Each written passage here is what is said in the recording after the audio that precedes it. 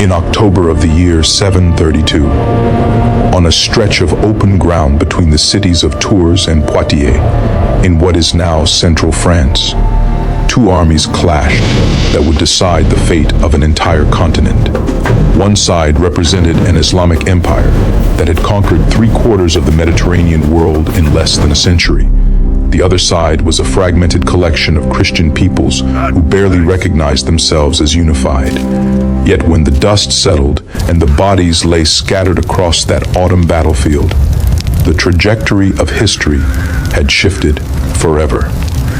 This is the story of the Battle of Tours, the moment when the Islamic expansion into Europe was finally halted and a continent's destiny was forever altered.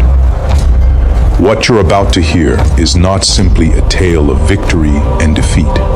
It is a story about empires, religion, ambition, power, and the razor-thin margins that separate the rise of civilizations from their collapse. It is about how one man's decision, made in desperation, changed everything. And it is about how the world we know today was forged in the blood and chaos of a single terrible day. Let us begin at the beginning, not in France, but thousands of miles away in the deserts of Arabia. In the year 610, a man named Muhammad began preaching in the city of Mecca. He spoke of one God, of social justice, of a new way of life. Within a single century, his followers had built an empire that stretched from the Atlantic Ocean to the borders of China. This was not a slow expansion. This was a meteor strike upon human civilization. The speed with which Islam spread was so extraordinary that many historians have struggled to explain it. The answer lies not in mystery, but in a combination of military genius, religious fervor, and the weakness of the empires that stood in the way. When Muhammad died in 632, the Arabian Peninsula was united under Islamic rule. But for his successors, this was merely the beginning. They looked outward at a world divided between two exhausted superpowers. The Byzantine Empire, weakened by plague and endless wars with the Persian Sassanid Empire, controlled the eastern Mediterranean. And what had once been the mighty Roman Empire in the west had fragmented into dozens of warring Christian kingdoms. Neither possessed the strength or unity to resist what was coming. The Islamic armies moved like nothing the Mediterranean world had ever seen before. In 633, they conquered Iraq. By 636, they had defeated the Byzantine army at the Yarmouk River and seized Syria. Egypt fell in 641. The entire North African coast, once the breadbasket of the Roman world, was Islamic territory by 698. The speed was intoxicating. The certainty was absolute. The believers knew that God was with them, that history itself was bending toward their victory. And then, in 711, they crossed a narrow strait that separated Africa from Europe. A Berber general named Tariq ibn Ziyad, commanding a force of around 12,000 men, landed on the Iberian Peninsula. Legend says he burned his boats behind him, ensuring that his soldiers would fight with no thought of retreat. Whether this is true or simply a story told centuries later matters less than the result.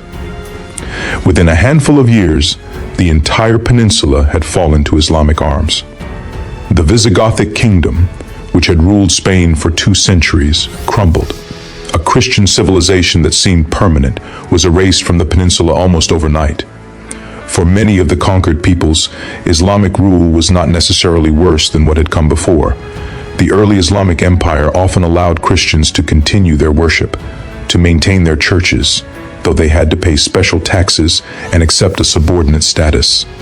It was conquest and submission, but it was not always characterized by the fanatical violence that modern people sometimes imagine. Trade flourished, cities grew, the intellectual traditions of the ancient world were preserved and transmitted through Islamic scholars. But for Christian Europe, what happened in Spain was a shock that reverberated across the continent. A great Christian kingdom had fallen. The Mediterranean, which had once been a Roman lake, was now contested Islamic waters. And the question that began to haunt European minds was this: if Spain could fall, why not France? Why not Italy? Why not all of Europe? For nearly 2 decades after 711, Islamic armies conducted raids into Frankish territory. These were not simply military expeditions. They were tests, probes, attempts to find the breaking point of Christian resistance. The warlords and kings of the Frankish lands were divided, competing with one another for supremacy, often more concerned with fighting each other than with the threat from the south. It was a dangerous fragmentation, a civilization without unity, facing an enemy with total unity of purpose. And then, in 732, one man stepped forward who would prove to be something different.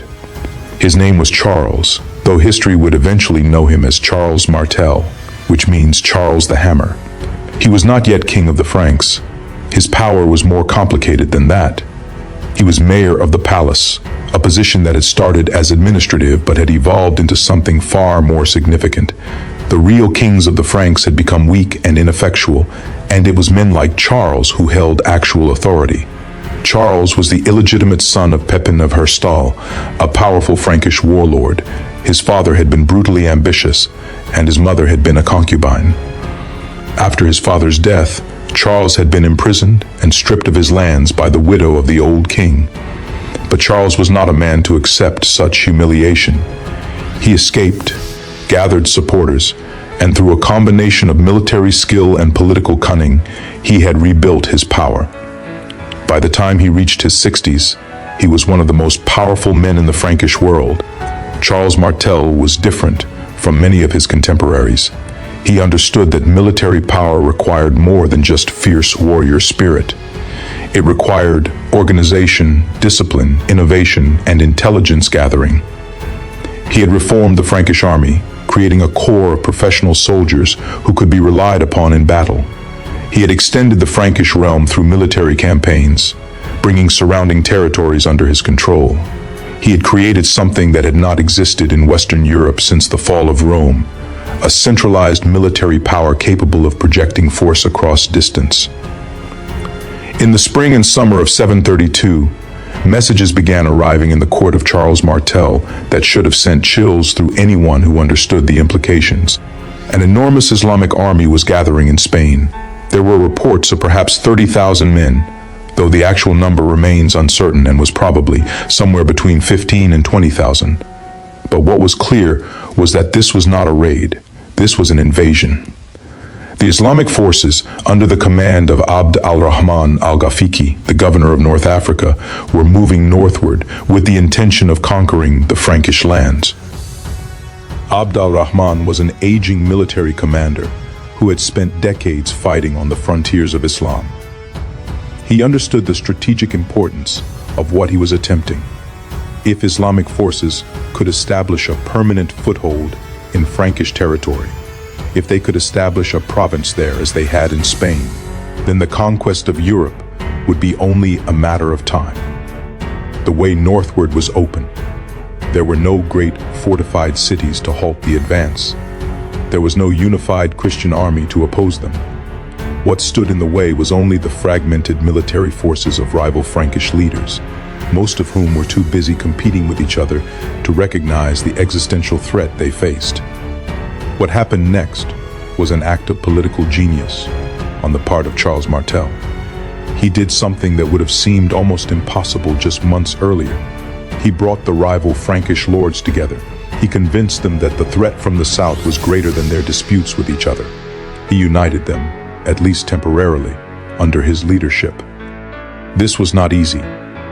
Frankish nobles were accustomed to independence and constant warfare with their peers.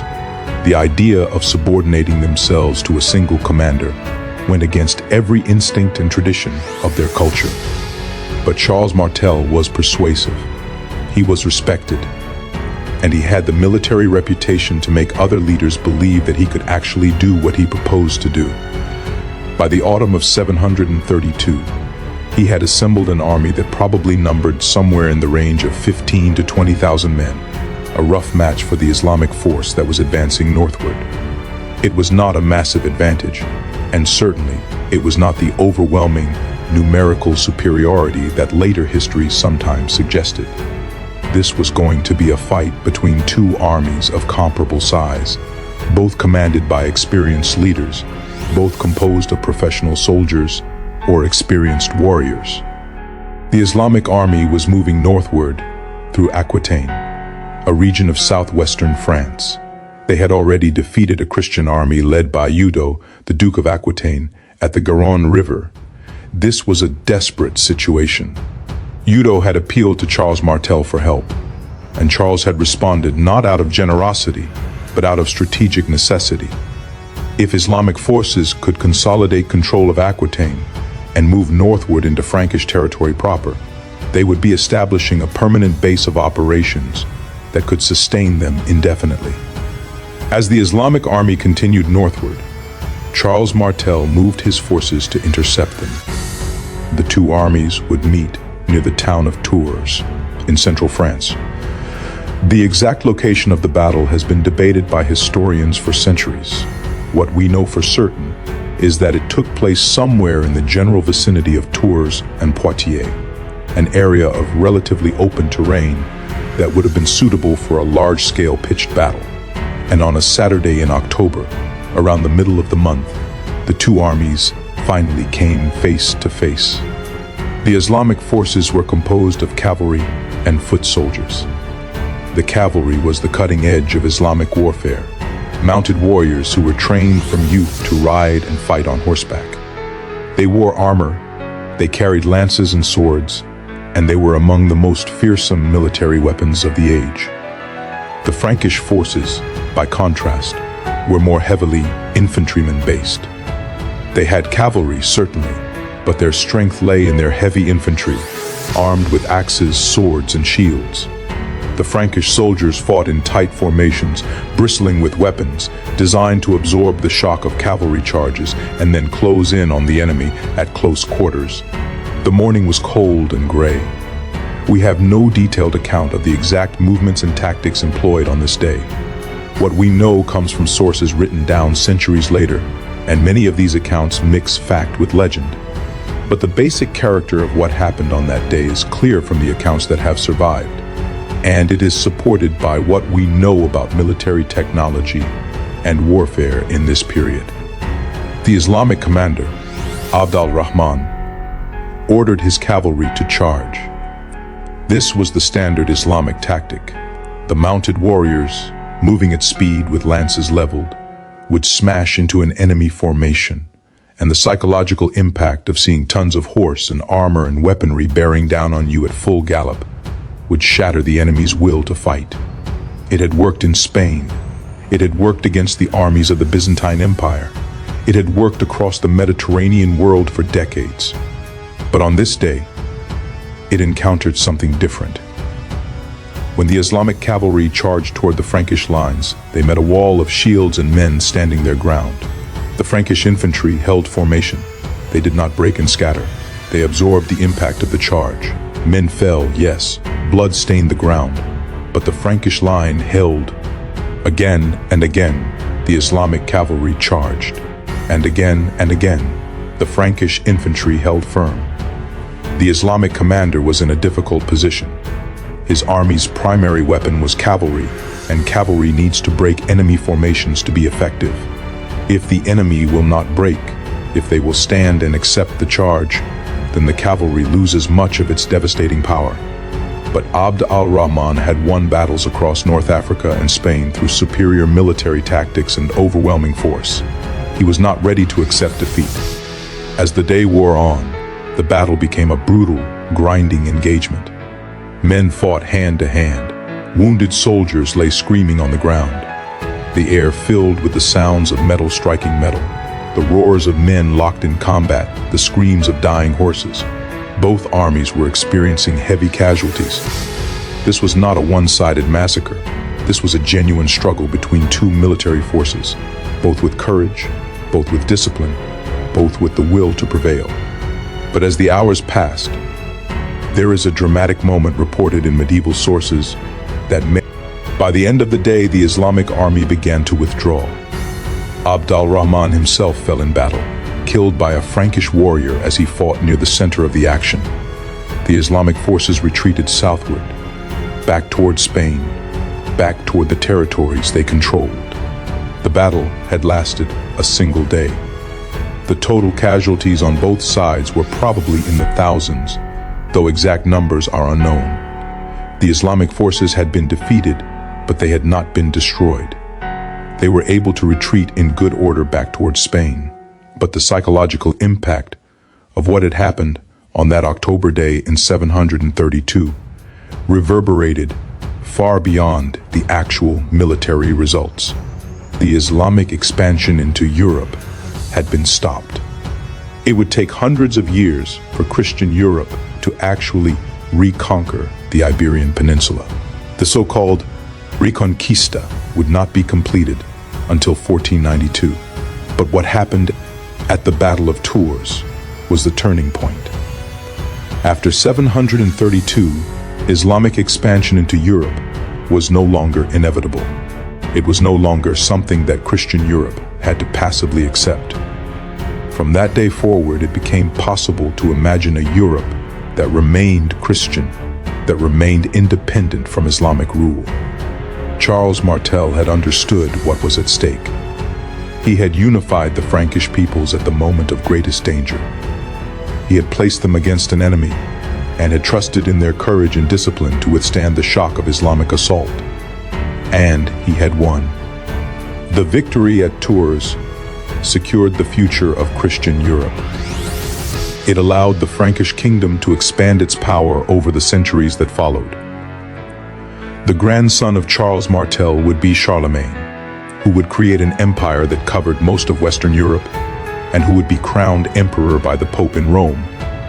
Without the victory at Tours, without the halting of Islamic expansion, the political and religious landscape of Europe would have been fundamentally transformed. But what we often forget when we discuss this battle is what was at stake for the Islamic forces as well. For them, the defeat at Tours was a shock. They had assumed that European peoples would react to military defeat in the same way that peoples in the Middle East and North Africa had reacted, with submission and acceptance of the new order. But the Franks were different. They had stood their ground. They had refused to accept defeat. It would be several generations before Islamic forces would attempt another major invasion of Europe. And when they did eventually try, in the form of the Ottoman Empire centuries later, they would face an even stronger and more unified European resistance. The trajectory had been set at Tours. The weapons and tactics used on that day were relatively simple by later standards. The Frankish soldiers carried swords, axes, and shields made of wood and metal. They wore armor consisting of leather jerkins, sometimes reinforced with metal plates. The wealthy and noble soldiers wore chainmail, though this was expensive and rare. They carried spears and sometimes crossbows, though the crossbow had not yet become the dominant ranged weapon it would later be. The cavalry on both sides carried lances, a devastating weapon when used correctly but requiring both training and courage to employ effectively against disciplined infantry. The Islamic soldiers carried similar weapons. They had swords, spears, and shields. Their cavalry was perhaps slightly better equipped and definitely better trained for mounted warfare. The armor and weapons of the two sides were not dramatically different. What separated them was not technology but tactics, discipline, and the particular military innovations that each side brought to the field. Charles Martel's greatest innovation was not in weapons. The development of stirrups, combined with the heavy armor and training that Charles Martel provided to his cavalry, meant that Frankish mounted warriors could stand up against the lighter, more mobile cavalry of the Islamic forces. This was not a massive advantage, but it was an advantage nonetheless. What made the difference at Tours, however, was not the cavalry, but the infantry. This was relatively unusual for the Germanic peoples who made up much of the Frankish population. The Germanic tradition emphasized individual prowess in battle, personal bravery, and the kind of chaotic melee that favored those warriors who were the strongest and most skilled. But Charles Martel had imposed Roman-style discipline on his infantry, creating formations that could withstand organized assault and that could support each other rather than fighting as a collection of individuals. This was revolutionary. This was the seeds of what would eventually develop into the heavy infantry tactics that would dominate medieval Europe for centuries. The phalanx of pike and shot that would be the foundation of European military superiority through the early modern period can be traced back, in a very real sense, to the infantry formations that Charles Martel assembled and which proved so devastating on the field at Tours. The victory at Tours, therefore, was not simply a victory of one army over another. It was a victory that vindicated a new style of military organization, a new approach to warfare that emphasized discipline, formation, and the coordinated action of trained soldiers over the individual prowess of warriors. This approach would come to characterize European military science over the centuries that followed, and would eventually give European powers the military advantage that allowed them to dominate much of the world in later centuries. But we should be careful not to overstate the immediate impact of the battle. After Tours, Charles Martel did not immediately attempt to reconquer Spain or to permanently expel Islamic forces from the peninsula. The Frankish kingdom was still relatively weak compared to what it would become. Islamic forces remained in Spain for centuries. There continued to be raids and minor military campaigns across the frontier. But what changed was the fundamental balance. Islamic expansion northward into Europe had been stopped. Europe would remain Christian, and it would remain independent from Islamic political rule. For the Islamic world, the loss at Tours was a painful reminder that not every frontier was open to expansion. Not every enemy would crumble before Islamic armies. Some populations, like the Franks, had the military organization, the discipline, and the political will to stand firm.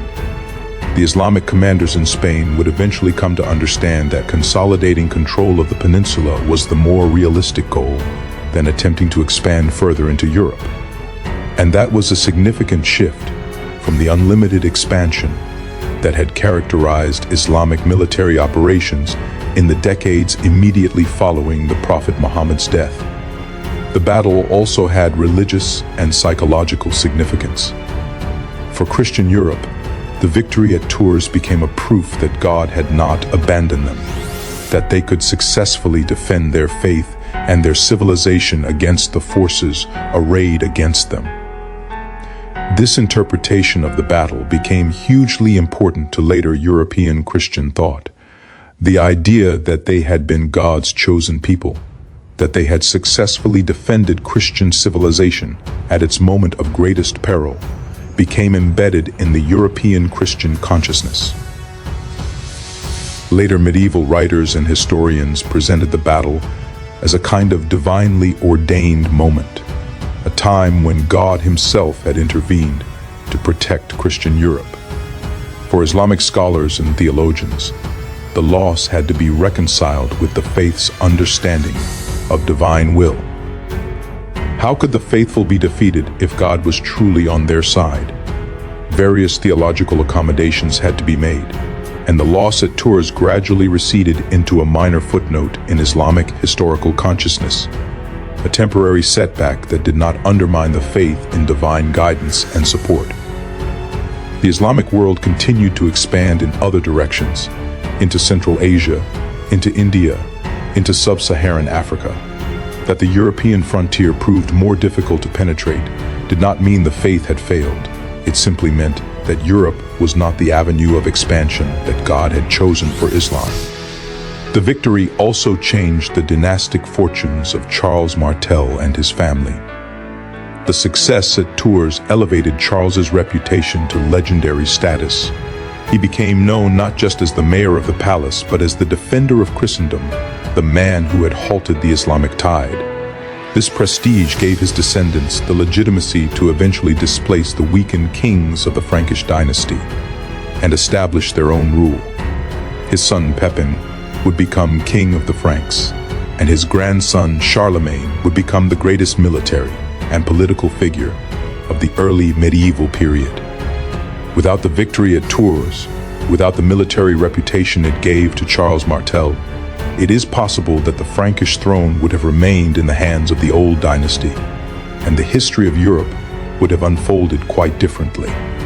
Charlemagne's empire, which would provide the foundation for the development of medieval European civilization, would never have existed. The entire trajectory of European history, from the medieval period through the modern era, was in some sense set in motion by what happened on that October day in 732. The centuries that followed the Battle of Tours saw the very slow, almost imperceptible transformation of European civilization. The Frankish kingdom expanded. It absorbed the lands of the Lombards in Italy. It extended northward into what is now Germany. Under Charlemagne, it reached its greatest extent, covering most of Western and Central Europe. The Pope, grateful for Charlemagne's protection and his military support, crowned him Emperor of the Romans in the year 800. This act symbolically connected Charlemagne's empire to the legacy of Roman greatness, suggesting that he was the successor to the Caesars of antiquity. This had profound implications. European Christianity had been on the defensive for generations. The fall of the Western Roman Empire in the 5th century had left Christian Europe fragmented, weak, and vulnerable. The rise of Islamic power in the 7th and 8th centuries had seemed to confirm the subordination of Christianity to a rising, aggressive, religiously dynamic faith.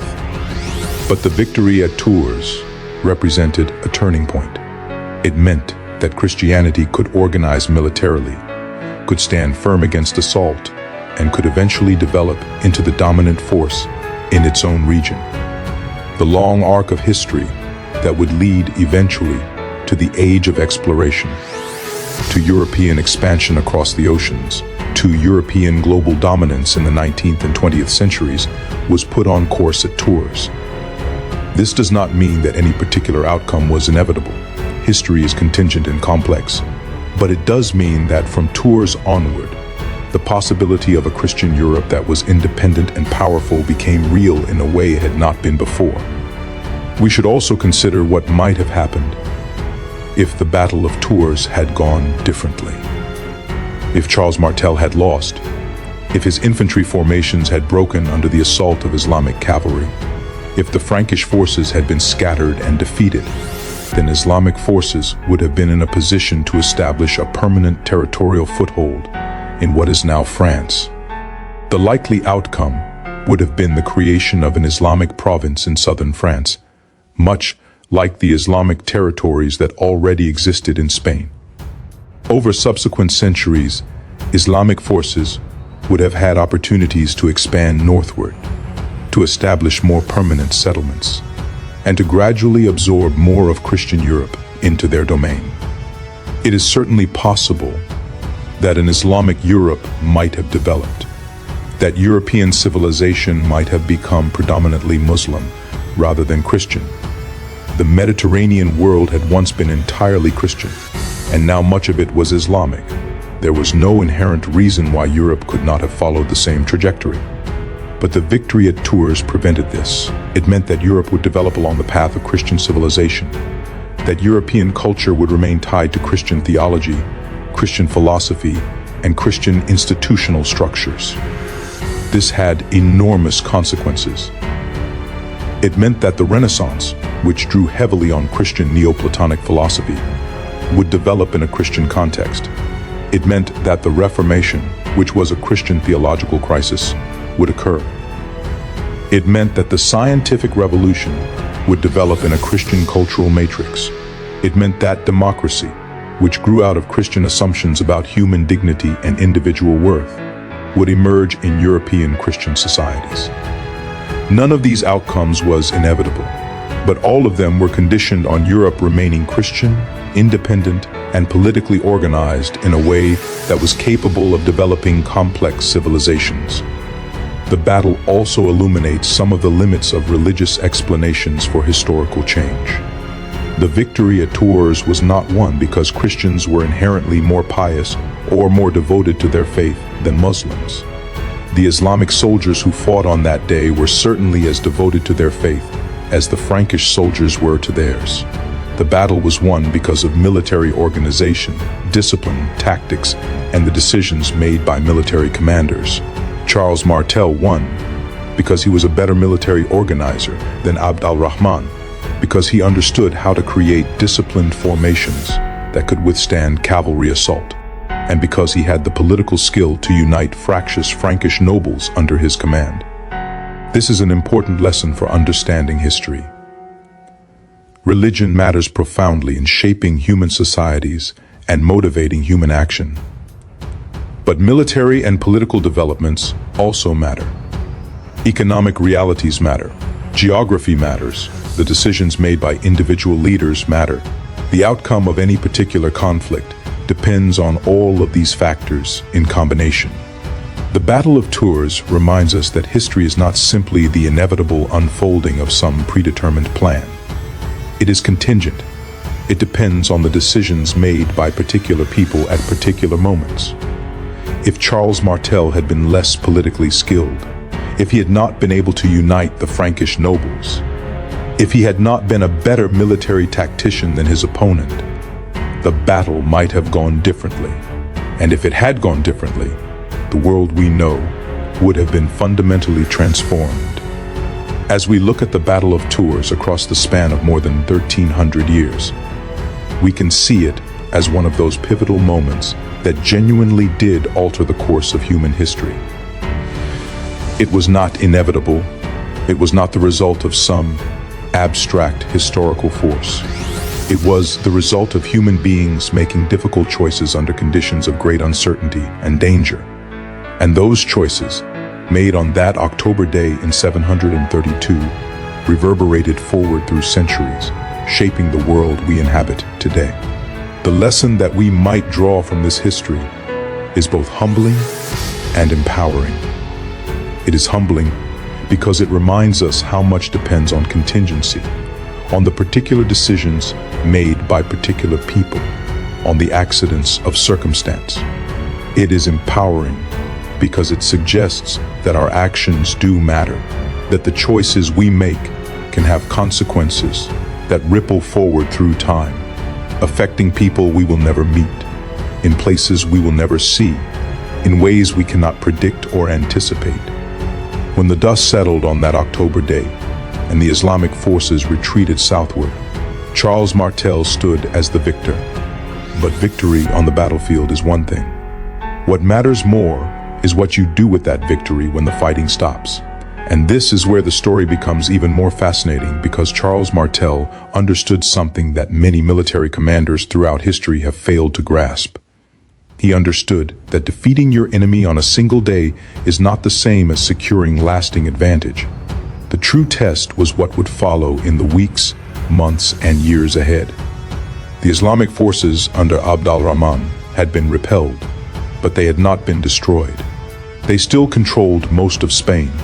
They still had military capacity. They could potentially reorganize and attempt another invasion. Charles Martel was aware that he had won a battle, not necessarily won a war. And so, he took a series of decisions that would prove to be as important as the victory itself. First, he attempted to pursue the retreating Islamic forces, to catch them as they fled southward and inflict maximum damage. But the Islamic army, even in retreat, was organized enough to prevent this. They managed to extract themselves from Frankish territory and to return to the safety of their Spanish strongholds. This was frustrating for Charles, but it was also a sign of the professionalism of the Islamic military.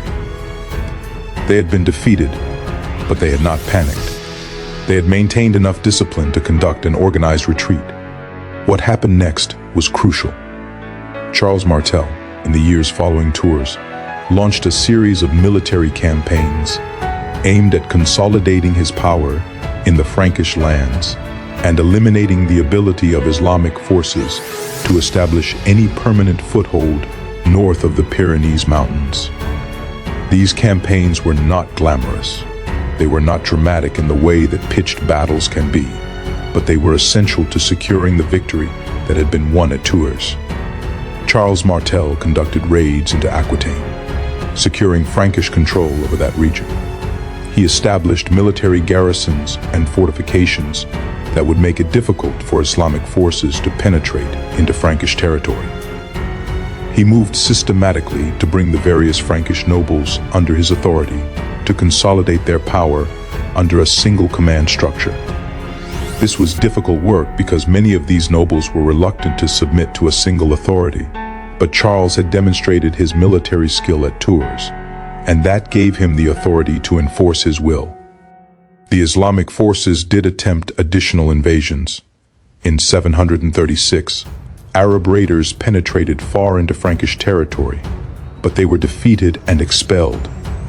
In 737, another raid occurred with similar results, but each time, the Islamic forces found Frankish defenses stronger, better organized, more difficult to overcome. The frontier was becoming stabilized. What had been a frontier where Islamic forces could potentially break through and establish permanent control was becoming a frontier where the balance of military force gradually shifted toward the Franks. This stabilization of the frontier was absolutely essential to the long-term security of Christian Europe. Charlemagne's rise to power was not automatic.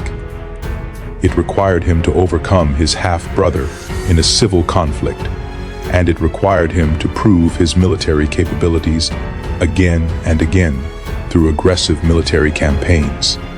But when Charlemagne eventually consolidated sole power, he proved to be one of the great military and political geniuses of the medieval period. He spent nearly 50 years in almost constant military campaigns, expanding Frankish territory, consolidating Frankish control, and building an empire that would eventually encompass most of Western Europe. One of Charlemagne's great achievements was to finally break the back of Islamic power in Spain. He launched a major military campaign into Spanish territory, attempting to expand Christian control at Islamic expense. While his campaign was not as successful as later historians sometimes suggested, he did manage to establish Christian control over territories north of the Ebro River, creating what would eventually develop into the Christian kingdoms that would gradually, over the course of centuries, push Islamic forces further and further southward. This process, which historians call the Reconquista, would take nearly 800 years to complete. It would not be finished until 1492, when Granada, the last Islamic kingdom in Spain, finally fell to Christian forces. But the seeds of this long reconquest were planted in the victories of Charles Martel and in the military and political structures that he created. The story of what followed the Battle of Tours is, in many ways, the story of medieval European history. The Frankish kingdom expanded. It absorbed surrounding territories. Its military power grew. Eventually, Charlemagne was crowned Emperor of the Romans by the Pope in 800, and this act symbolically connected the Frankish Empire to the legacy of Rome.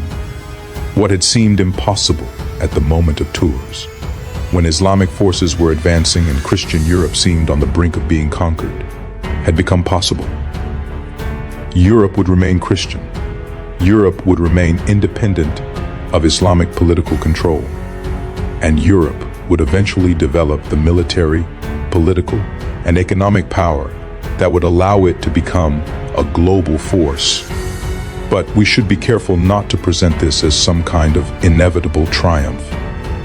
This is where historical analysis becomes important, and where we must resist the temptation to read history backward, to assume that because something happened the way it did, it had to happen that way. The Battle of Tours was important, but it was not determinative. It did not guarantee Christian victory or the eternal security of Christian Europe. What it did was open up a possibility, create a window of opportunity, prevent a particular outcome from becoming inevitable. What happened in the century and centuries that followed was the result of subsequent decisions made by subsequent leaders, facing different challenges in different contexts. If Charles Martel had failed to consolidate power after Tours, If he had not been able to prevent Islamic forces from establishing themselves in southern France, the frontier situation could have evolved quite differently. If subsequent Islamic leadership had been more aggressive, more willing to commit military resources to European expansion, despite the setback at Tours, the history might have been different. If Charlemagne had not proven to be such an exceptional military leader, if he had not been able to expand the Frankish Empire so dramatically, the long-term trajectory might have been different. History is contingent. It depends on decisions made by particular people at particular times. But that does not mean that individual events are not important.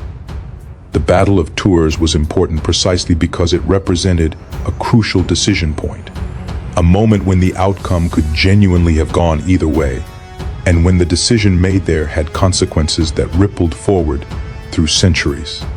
The weapons and military technologies used in the battles that followed Tours were gradually improving. In the century after Tours, the stirrup, which had begun to be used in Charlemagne's time, became more widespread and more sophisticated. The development of the stirrup, combined with heavier armor and the lance as a primary weapon, eventually led to the development of the medieval knight and the feudal system of warfare that would dominate Europe for centuries. The infantry tactics that had proven so effective at Tours gradually gave way to cavalry-dominated warfare. This was partly because the stirrup made cavalry more effective, and partly because the feudal system that gradually developed in medieval Europe was based on landed aristocrats maintaining private armies of mounted warriors. But the memory of Tours, of disciplined infantry holding firm against cavalry assault, would never entirely disappear from European military thought.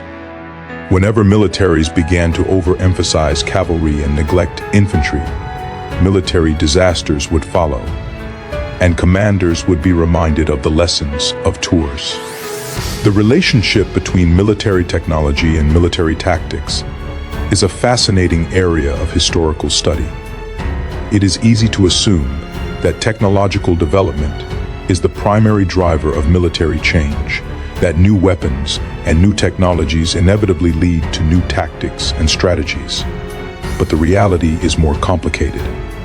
Military tactics are also shaped by political structures, by the economic resources available for military training and equipment, by the cultural assumptions that armies make about how warfare should be conducted, and by the lessons that military commanders learn from the history of past battles. At Tours, the innovation was not primarily technological. Both the Islamic and Frankish armies had access to similar weapons and military equipment. What was different was the tactical approach, the military organization, the discipline of the soldiers. Charles Martel's innovation was in how to organize and deploy the forces available to him, not in the weapons themselves. This reminds us of an important principle in military history. Weapons and technology matter. They create possibilities and constraints. But human beings, through their choices about how to use weapons, how to organize forces, how to train soldiers, determine the ultimate outcome of battles. History is not determined by weapons, it is determined by people making decisions about how to use weapons.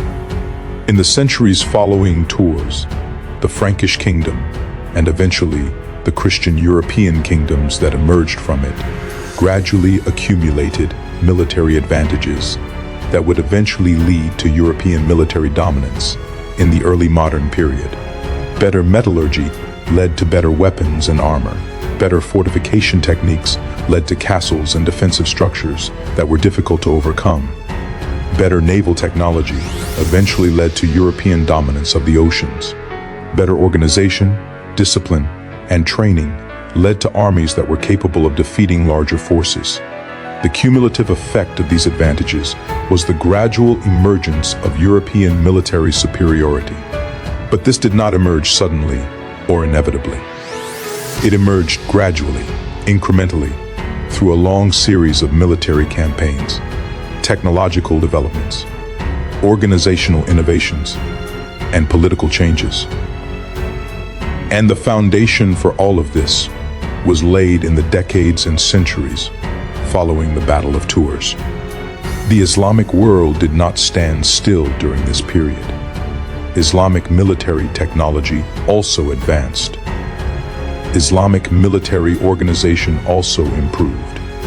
But the focus of Islamic military expansion gradually shifted away from Europe and toward other frontiers. The Islamic world expanded southward into sub-Saharan Africa. It expanded eastward into Central Asia and toward India. It expanded northward into the Caucasus and eventually into Anatolia, where it would eventually establish the Ottoman Empire, which would become one of the great imperial powers of the medieval and early modern world. So the failure of Islamic expansion in Europe after Tours did not mean Islamic stagnation or decline. It meant that Islamic imperial expansion followed different geographical trajectories. The Mediterranean world remained contested between Christian and Islamic powers, but Europe itself gradually became organized as a Christian continent, independent of Islamic rule. Now, let us consider the religious implications of the Battle of Tours more carefully. For Christian Europe, the victory at Tours became a founding myth, a moment that proved that God favored Christian Europe, that divine will supported Christian civilization against Islamic challenge. Later, medieval Christian writers presented the battle in almost apocalyptic terms as a moment when Christian civilization hung in the balance and was saved only through divine intervention. This interpretation served important psychological functions. It allowed Christian Europeans to see themselves as chosen people, protected by God, destined for eventual triumph. It provided psychological reassurance in a world that was often frightening and uncertain.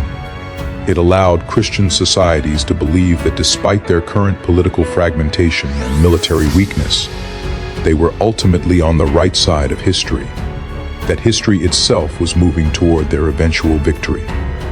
But we should be careful about accepting this interpretation too uncritically. The victory at Tours was not the result of divine intervention. It was the result of human beings making good military and political decisions, of organizations being better disciplined, of leaders having better judgment. Charles Martel was not an instrument of divine will. He was a skilled military commander who understood how to organize his forces effectively and how to exploit the weaknesses in his opponent's tactical approach. Similarly, for the Islamic world, the loss at Tours did not prove that Islamic civilization was inferior or that God had abandoned Islam. It simply proved that on this particular day, in this particular location, the Frankish forces had superior military organization and superior tactical execution. Islamic civilization would continue to advance and develop. Islamic military power would continue to be formidable. The battle at Tours was not a sign of Islamic decline. It was simply a sign that European resistance to Islamic expansion could be organized and could be effective. This is where we must be careful about religious interpretations of historical events. Religion, as I mentioned earlier, is profoundly important in shaping human societies and motivating human action. But outcomes of particular military battles and historical events are not determined by which side is religiously superior or whether God favors one side or another. They are determined by military and organizational factors, by the decisions made by leaders, by luck and circumstance. To claim that the victory at Tours proves that Christianity is superior to Islam, or that the loss proves that Islam is inferior to Christianity, is to misunderstand the nature of military competition. It is to confuse military victory in a particular context with some kind of broader civilizational superiority. This confusion has led to a great deal of misunderstanding about Islamic-Christian relations throughout history. What we can say is that the victory at Tours meant that Christian Europe remained independent and organized in ways that allowed it to develop along a different trajectory than it might have followed if Islamic political control had been established over the continent. This is not a claim about religious superiority.